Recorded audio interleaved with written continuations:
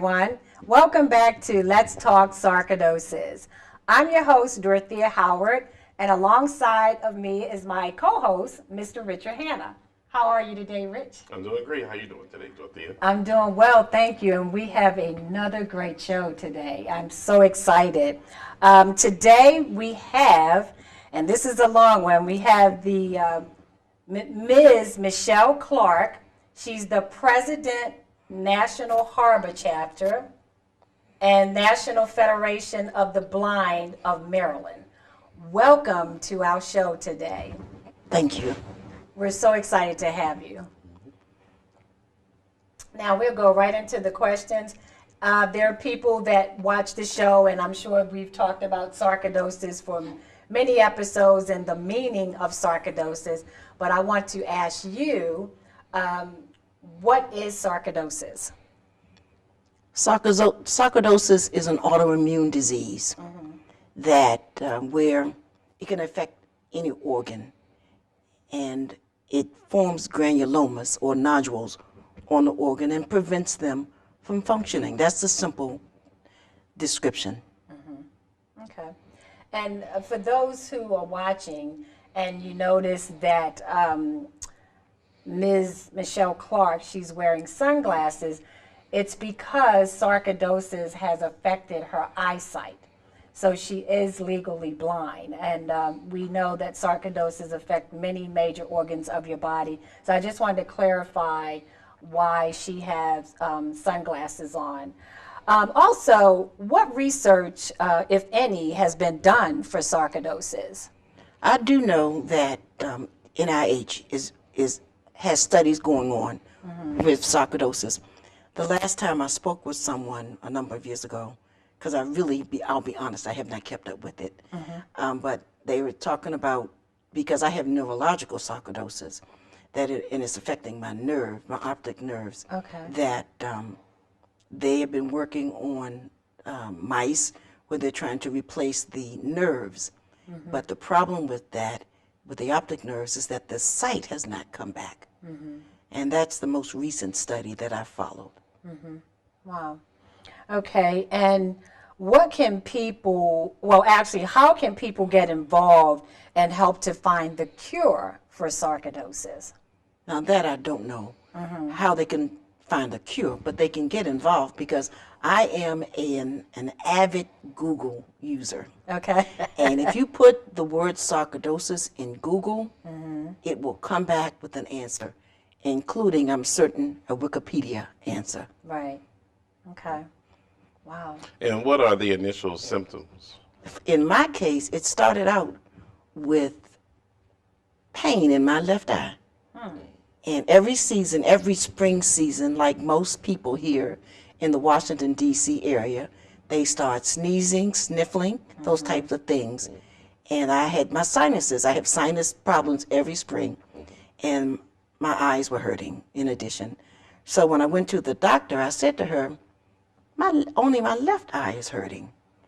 And she said, well, let's wait till your sinuses go down and we'll check it after that. And I also had a little place in my eye where I told her it seemed like it was a little piece of sleep that I couldn't rub out. So she said, well, let's just wait until the sinuses go down. So a couple of weeks later, sinus is down, everything's fine, but my eye is still hurting. And that little piece of sleep was getting darker. And actually, what happened with it, it just became darker and darker and went out in that fashion in my left eye until I became totally blind in my left eye. And did the doctor say there was a cure for what you had? No, they just talked about research. Oh. And when you were diagnosed, what year was that? How long ago was it when you were first diagnosed? 11 years ago. So 11 years ago, and then the blindness, was it sudden or did it just over time? How did it happen? Over time, I lost sight. I did not lose complete sight. Well, let's back up. I lost sight in my left eye because it went this way. And I lost that maybe in about 2002, late 2002. And then by the end of 2004, the interesting thing is my sight went down like this. So I had two quite different experiences in sight loss. To say the least, I'm totally blind, but it just went differently. And now we brought you on because you're involved in a lot of things, and so, but no, because when people get diagnosed with sarcoidosis or something affects their eyes, they tend not to do more, they do less. So can you talk a little bit about your background, the things you're involved in, and hopefully this will inspire others who may be just diagnosed or dealing with the disease? Absolutely. Sure. Number one, I remember the last night that I was able to see. I had moved my bed down to the bottom. I had moved my pillows to the bottom of the bed so I could see the TV. And I said to myself, I believe this is going to be the last night that you'll be able to see anything, because my sight had diminished in such a fashion. And when I awakened the next morning, I was totally blind. And I said, well, I'm a believer. So I said, Lord, what will you want me to do with this? And I struggled around the house, and I had already begun doing some rehabilitation work, because I had found out that there were places where you could go and get rehabilitated. So I was a step ahead of losing my sight, like most people are, unless you have surgery or an accident or something like that that takes you out right away. Right. But in most cases, you have a little time to prepare. So I went off to training school, spent a year in a training center, left my brand new house. Had just had the house built a couple years before, but I had such a desire to live on that I accepted moving away, and going to training. But in training, I learned that, well, my background is computers and IT. So I learned that I could use a computer again.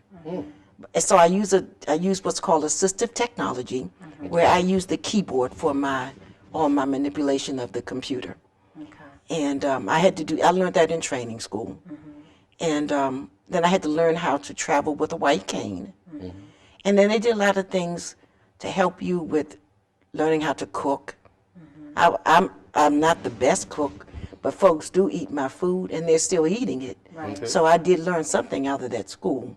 But the biggest thing I learned is that I could work again, because I had decided at the age of 50 I had enough time to completely retire from Verizon. And I said, well, I can just watch TV and listen to books and all that kind of stuff the rest of my life. And after a couple of years, I was like, no, I can't do this. So I'm going to find a job. And I wanted to be just an operator. Columbia Lighthouse has some operator jobs, and I said I'll do this. And once they saw my resume, they said, we have something else that we want you to consider. And I did a contract job as a help desk analyst at FDA. And 5 months later, I got a call from USDA offering me a job as an IT specialist there. And now I'm Section 508 coordinator for the entire country for my agency. Oh, wow. So it's a jump. I'm 4 years back to working, and I'm looking for another job. I'm looking for another promotion. But I mean, it's wonderful to have the confidence come back to you. I can do this. If you go and get training, and they show you alternative techniques and things like that. Wow, let me ask you this, and I'm very impressed, because having sarcoidosis, and so many of the viewers, they give up and they feel like, it's a death sentence, or they feel like they disabled to the point that they no longer have a vision or a dream. You have an MBA. So, with sarcoidosis, you don't have to stop your life. Absolutely. And you are living proof of that. And those who are really out there making sure that they can keep pushing on and not having a pity party. But what I wanted to ask you, because you had a lot of outside support, do you have a support system within your family and friends? I do. I have limited support, but then you have to be careful in selecting your friends. Your family, they're there. Right. But your friends, you have to be careful. And I'm grateful for the limited amount of friends that I have who are willing and able to help me. Okay. And that's good because we all know that support definitely makes a big difference. Absolutely. Now, because you were ill, and I kind of wanted to ask about insurance because, and we don't have to talk about the names of the insurance, but a lot of us get into this trap of not having insurance when things happen, or we get to a point where we don't think that it's important, and then when we get sick, we don't have enough to cover it. So were you prepared as far as having health insurance to take care of all of your needs at that time when you were diagnosed? Oh, absolutely. I am a retired Verizon employee. Okay. And they take care of their people. Okay. So I That's have not awesome. had a worry at all about insurance.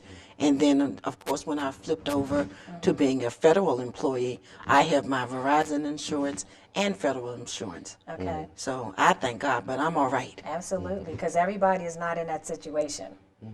You're right. And how long did it take for you to study Braille, to learn Braille?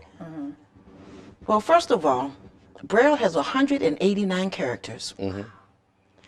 And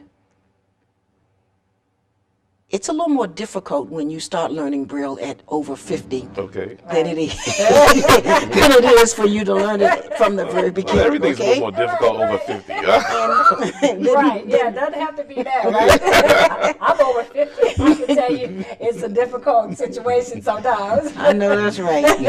But Braille has there are two general components to it. There's grade 1 or elementary Braille, and then there's grade 2. The grade 1 is like A to Z, then the characters like parentheses and exclamation marks, things like that, and numbers. And then there's short form words like B stands for but, C stands for can, D is do, Okay. so on and so forth. But then grade 2 is like a shorthand of Braille, where you put it's 6 dots in Braille. And that is just amazing that can be configured 189 characters. But you have to learn all of that. And it took me just elementary Braille or grade 1 about a year.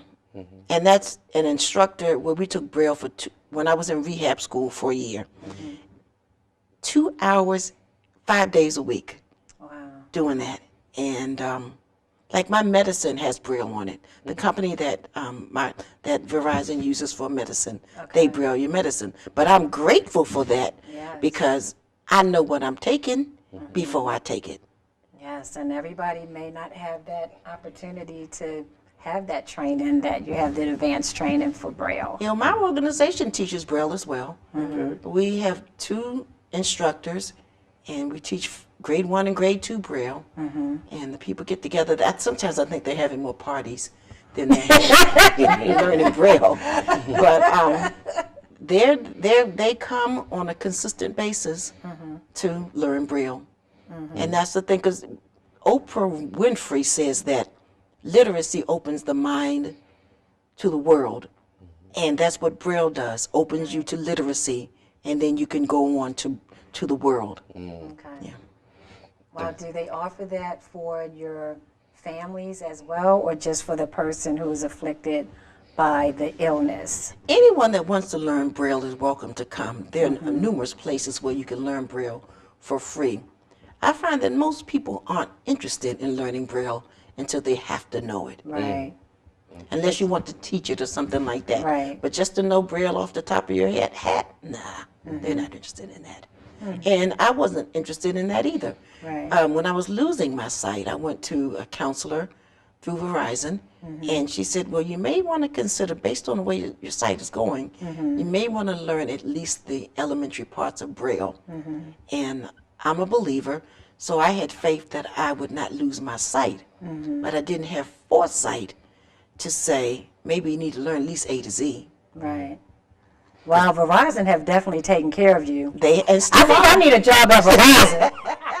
and still are, based on my retirement money. I think I need Verizon. Hey. Well, that's good, and I'm happy because everybody doesn't have, is not that fortunate, and you're blessed. And so, Yes, I am. when it comes to, we were talking earlier about medical treatment. When you go to the doctors, and you have different things going on, but you know that the eyesight is affected by the sarcoidosis. And can you explain, how you want people to be, treated when they go to the doctors when they're dealing with a person that has issue with their sight or they're blind? How should you be treated when you come in? Okay, well, number one, I think if people take the perspective, treat a person that you're working with the way you want to be treated, that will take you a long way. Right. And sometimes you need to treat people with dignity. And don't assume that they don't know. Don't assume that they can't answer. I'll give you a prime example. My sister and I went to the pharmacy to pick up a prescription. And I had the prescription in my hand, and I said to the lady, my name is Michelle Clark. I gave her my birth date, and I said, I'd like to get this prescription filled. She says to my sister, do you think she would want generic? My sister knew better. She said, ask her. Right. So we started laughing. Right. The person got angry. And I'm like, you're the one insulting me. But she became angry behind that. So, but if she had just, I don't know, sometimes people's mindset, and part of it is ignorance and lack of knowledge. But I did all the talking from the very beginning, gave her everything she needed to fill my prescription. And then she goes and asks my sister, Wow. do I want what I consider generic? It's almost like you're not standing there. Yes. Right. I think so many That's people. disrespectful. Yes. Yeah, I think they associate blindness with helplessness. But I can talk. I know, but, Right. but the ignorant side of it is Exactly. that the assumption is that, she's blind, she's helpless. Right. Just like you were talking about walking down the hallway. Yeah. How should you treat a blind person walking down the hallway? I think I'm going over this because people don't know. They Right. don't Because know. there's so much ignorance out there that I'm just asking you to address it on camera. If you're walking down the hallway, how you want people to treat you. Absolutely. And before the show, you and I had talked a little bit about the doctor's office visit, and you had mentioned briefly about how, being in a doctor's office, how you feel like you should be treated, especially if you're blinded by sarcoidosis, and maybe you might want to share a little bit of that with the viewers, and, maybe somebody's been mistreated, or maybe someone, were, how sometimes people can, I don't know, just act like you're not there.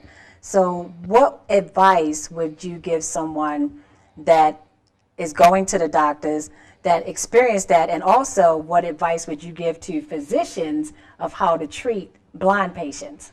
Well, two things. Number one, we'll go to the physicians first. Okay. I'm a member of the National Federation of the Blind, and up on their website, they have the most simple thing, the 10 courtesy rules of blindness. If you follow those rules, you'll do pretty good.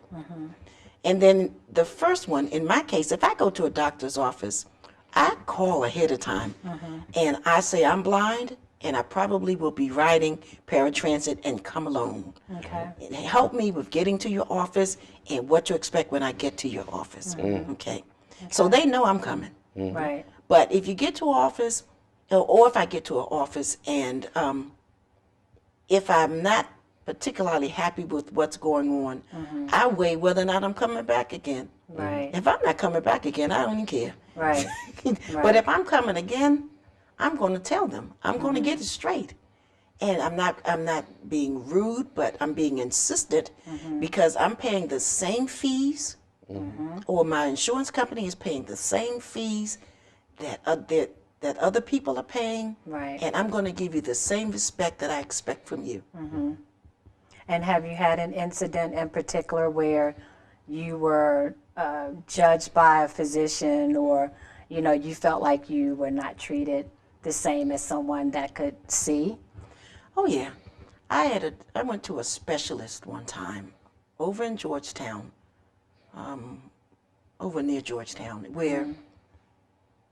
And the unfortunate thing is that he had some like interns there with him, and he's just saying all types of what I consider to be rude things to me.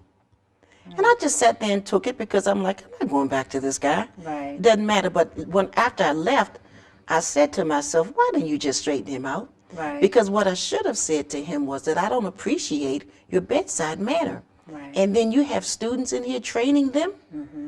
If they pick up some of the things that you have done Right. today, what have you done to help their careers? But I didn't think of that. I just was thinking of getting out, getting his information, and going on. Right. And that's just that part of me that says, forget that, and go on. Because I found out that I just can't take it all on my shoulders because the burden is too heavy. Yes, indeed. And you Yes, just have to indeed. flick it off and keep going. Right.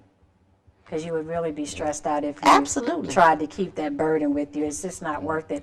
And stress and sarcoidosis, they don't go together at all. And then if you notice, well, you see a lot of disabled people who are angry. And they say blind people are angry too. And every now and then I have to straighten someone out, and they say that about me too. But some of that comes from the stress and from depression. And I've made up in my mind, but I believe it's part of my faith, that I'm not going that way. Right. I'm not going out like that. Right. And I don't blame you. And so, Go ahead. you know, you mentioned about your faith, and like one of the things you're very involved in the ministry in your church organization, right? And you know, you're living a full life. And could you kind of talk or inspire others to live their life to the fullest? You know, because so many people do feel that depression. Right. They're watching it right now or dealing with a loved one that's going through that. You know, and can you just talk about that part? I can give you an example. As the president, people call the National Federation of the Blind and have questions and problems, and they filter them down to the areas in which they live. I spoke to a lady on Sunday. I had gotten an email from national headquarters about a lady, and when we called them, and I talked to her, and she was saying that she had low vision, and she was an accountant, and she was doing various things to get along and trying not to let them know that she had vision problems. And I said, she says, well, I'm enlarging my screen and I'm using magnifiers. And I said to her, believe you me, if you're doing that, they know you have eye problems. Okay? And I gave an example of our third anniversary where the speaker talked about denying your vision loss. And National Federation of the Blind does not mean that everyone is totally blind like I am. But any level of vision loss after a certain point can be considered blind. And our speaker at the third anniversary talked about how proud he was with his suit wearing and, you know, Stetson shoes. Stetson is a hat, but the nice shoes and everything. And he's walking across the street. Well, he's walking down the street. Then he finds himself in the street because he wouldn't carry a cane, wouldn't carry a white cane. And people have stigmas about that. I'm proud of my white cane because they know a blind woman is coming. Right. And this woman, after I talked to her for about 45 minutes, she changed her attitude and said, I am so glad that you called me and that you kept talking. Oh, wow. Right. That's awesome. Yes. Now, we're getting close to the end of the show. We still have a little bit more time. I wanted to ask you, what advice would you give to newly diagnosed sarcoidosis patients, especially the ones that have been diagnosed of the eyes and have lost their sight? What kind of advice would you give to them? There are organizations out there that are support groups. There are various types. The NFB is an advocacy group, and advocacy is our number one thing because we are fighting for the rights of blind people. But find yourself a support group. Find some folk who are going through what you're going through, or who have been through what you're going through. Get someone in your family to look up blindness. Like I say, I'm a Google person. But to look up blindness or blindness organizations online, and they'll come up. Okay. And I know that, we're getting ready to wrap up, but is there anything else that you would like to say before we actually end the show? Absolutely. There's life after vision loss. Sarcoidosis led to vision loss, but there certainly is life thereafter. I like that. I definitely like that.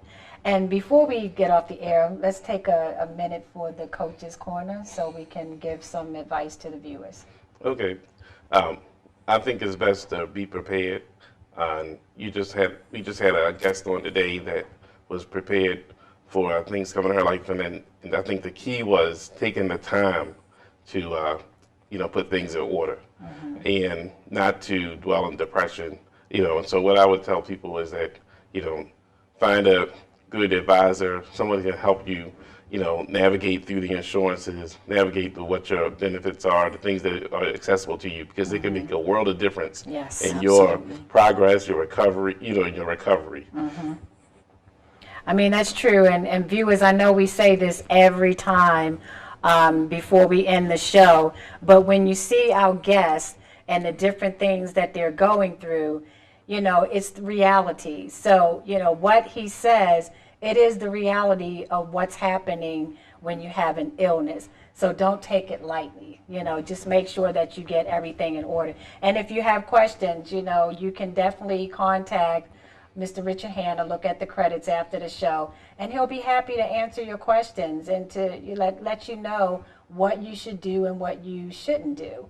I would like to thank Ms. Michelle Clark for sitting in the studio with us today and taking time out of your busy schedule, because I think you're far busier than we are. So we definitely would like to thank you again for being here. It was very informative. I've learned something just by you being here today. Me too. And as I always say to my viewers out there, and as far as Ms. Michelle Clark, we both have sarcoidosis, but sarcoidosis doesn't have us.